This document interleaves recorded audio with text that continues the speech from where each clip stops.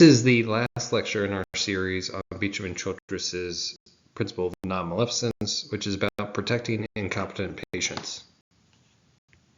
This is another pretty short lecture, so we're going to look at advanced directives, and then afterwards we're going to do a short conversation about what Beecham and Childress have to say about surrogate decision-making in this chapter when you don't have an advanced directive. We're going to keep it pretty brief because there is another discussion in the principle of beneficence chapter about surrogate decision-making, and so we're going to save most of the more detailed ethical critique for that section. I do want to let you know that the first case study involves a patient with a DNR, so you might want to bookmark this presentation to return to when you're about ready to start writing your first case study. I really like this cartoon flyer on this slide. So if you look at it, it says what an advanced directive is about, and it's pretty much about these two different questions. What treatment do I want, and who will ultimately speak for me? So an advanced directive is trying to give prior authorization for certain treatments if you are no longer competent or have the capacity to make autonomous decisions for yourself. So think if you were to fall into a coma, what type of medical treatments would you authorize and how would people know it? And so there are two different types of advanced directive. The first one's a living will, and these are usually substantive instructional directives regarding preferred medical procedures in certain circumstances. So if you are in a persistent vegetative state, maybe you don't want to have that, and so you have a DNR, right? There is, or do not resuscitate, in case if you are not unfamiliar with that acronym. The idea here is that you are setting different thresholds of quality of life, and when your quality of life dips below that, then certain procedures are taken off of the sort of options that are available, if that makes sense. So living wills are written down details about what the patient actually wants, and those decisions were made when the patient was actually autonomous. The other type of advanced directive is a durable power of attorney, and this is a legal document in which one person assigns another the authority to perform specified actions on behalf of the person who they're assigning as their power of attorney. So if you were to fall into a coma, you designate somebody to make the decisions. You don't have to have a living will to have a durable power of attorney. You have one, you have the other. A lot of people have neither, and that's where this gets very complicated. But those are the two different types of directives. Now, as Beecham and Childress discuss here in this chapter, they're both very complicated. So why might they end up being problematic? So living wills and durable power of attorneys generate a number of practical and moral problems. First off, relatively few people actually compose them, and when they do, they often fail to leave sufficiently explicit instructions. So if somebody leaves instructions that are, if my quality of life is terrible, then please remove me from life support. Well, who decides what counts as terrible? Or if you say there is no chance for getting out of the coma, how do we gauge the willingness to play the probability game? And so that's one part of it. A designated decision maker might be unavailable when the actual decision needs to be made. That's another problem. If you grant power of attorney to somebody else and they're unavailable when they actually have to make a decision, then it's very unlikely that your sort of demands are going to be fulfilled. Some patients who ultimately change their preferences about treatment and then fail to actually change their directives, and a few, when legally incompetent, protest the actual surrogate's decision. So imagine somebody loses the capacity to make autonomous decisions for themselves. Imagine neurodegenerative diseases, insofar as like Alzheimer's or dementia, and they start to lose the capacity to make autonomous choices, and their choices conflict with their power of attorney. Who ultimately has the authorization in that situation? That becomes difficult to tease apart. Also, laws often severely restrict how and when advanced directives are applied. living wills also provide no basis for health professionals to overturn a patient's instructions, especially when it looks like there could be a type of recovery that the patient was not aware of at the time. And so when a patient has a living will and has designated a surrogate, it might have, having both at the same time, it might be difficult to figure out who ultimately has the authority to make the decision. Is it the living will, or is it the durable power of attorney? So if they're in conflict, again, it's going to be a messy situation. So few people compose them. It's hard to predict one's future condition.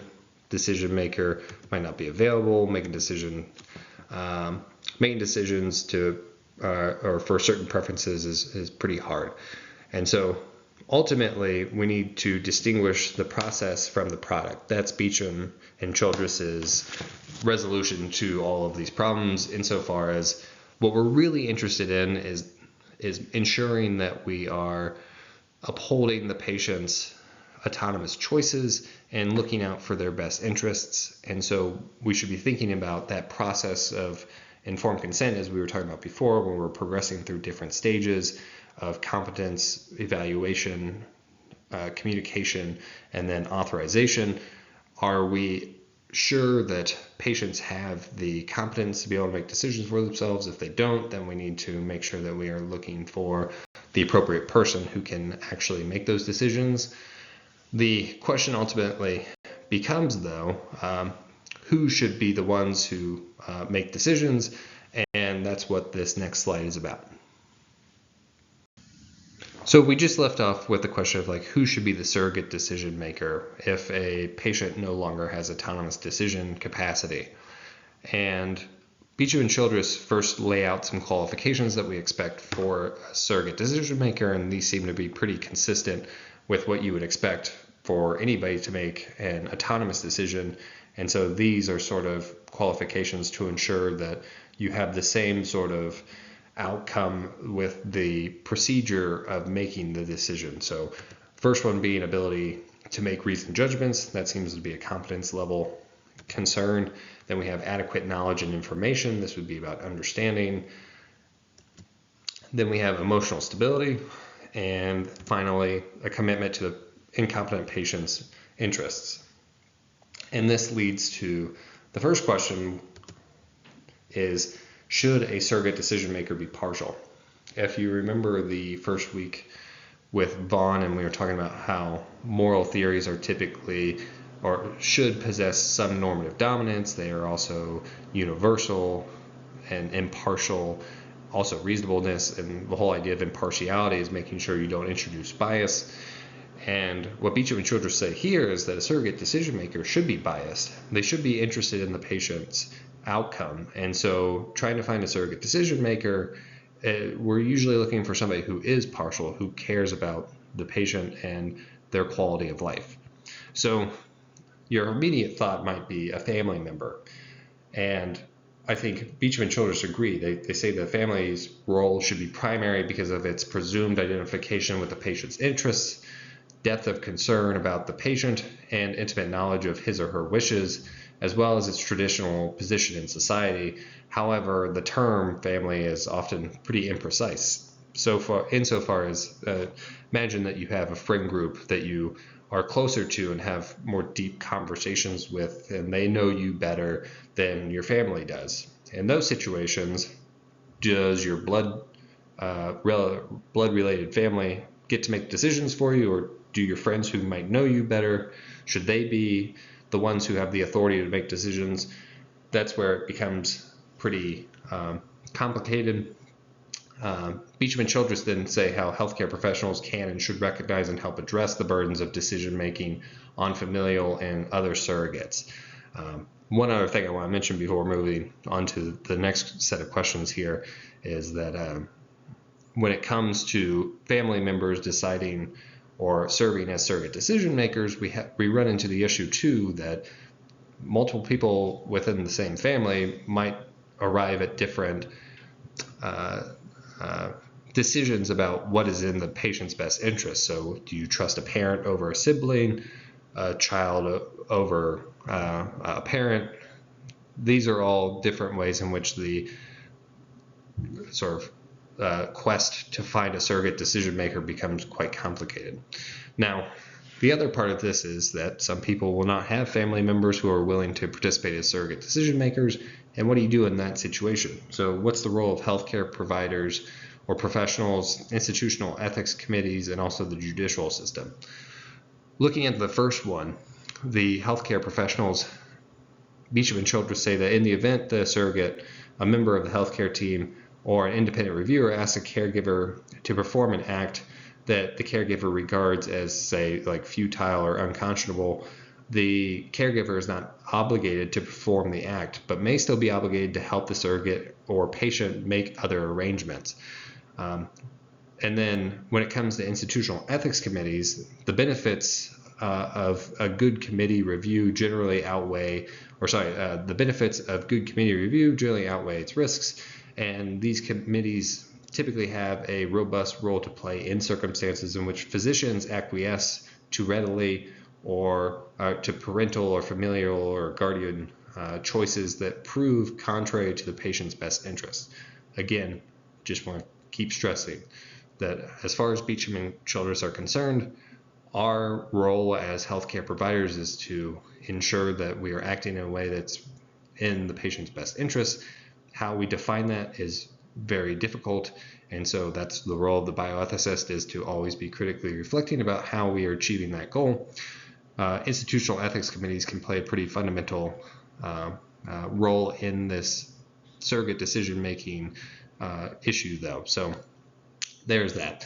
And then finally, we have the judicial system. So if no family members are available or willing to get involved, and if the patient is confined to a state of mental, or like to a state mental institution or a nursing home, it may be appropriate to actually appeal to the judicial system, insofar as the judicial system is expected to provide or establish these safeguards beyond the healthcare team and the institutional ethics committees to ensure that the patient is receiving the appropriate care or the care that you would expect them to want. So each of these different groups are playing a fundamental role in surrogate decision making, and it's important to understand that it's not always as straightforward as looking to the family, and also insofar as that there are a lot of different players helping or complicating, I guess is probably the more accurate way to portray this, the ultimate decision to pursue a certain type of medical intervention or not. So quick summary again, another short lecture. We first started looking at advanced directives, and these either provide instructions insofar as we have a living will, or they designate a decision maker, so that's assigning durable power of attorney for what the patient is ultimately going to receive. And these happen, advanced directives take effect when the patient is no longer competent and able to produce autonomous decisions. Advanced directives are problematic for a number of reasons that we were talking about, which is why Beecham and Childress advise that we focus on the process rather than the product. We want to ensure that we are looking for the patient's best interests, which you'll see me stress here again in a second, but it's about the process rather than the product. And then finally, we were just talking about surrogate decision making, just very briefly, because we'll return to it later in the principle of beneficence chapter. But the idea is that surrogate decision making, especially when we don't have an advanced directive available, it should be entrusted to people with the proper qualifications, and this includes partiality along with the four qualifications that we enumerated on the last slide. So I just want to finish off, because I know I keep harping on it, but it's really, really important that what I'm trying to provide for you in this course, or the way that I designed this course, my teaching goals here is to equip you with the different conceptual tools to navigate these very fraught issues that you're going to ultimately be confronted with on a regular basis. Unfortunately, there's no other way around it. And I assume, hopefully, that you want to look out for or make the right choices and help your patients. And unfortunately, I can't tell you exactly what that's going to be. But I think Beecham and Childress's suggestion or default, which is what is in the best interests of the patient.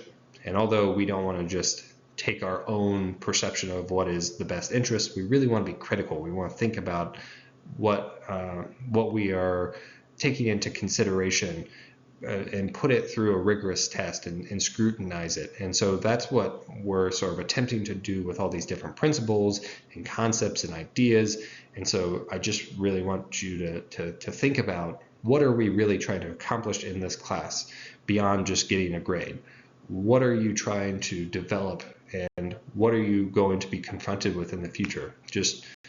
I think that's really important to consider, and so that's my last sort of advisement.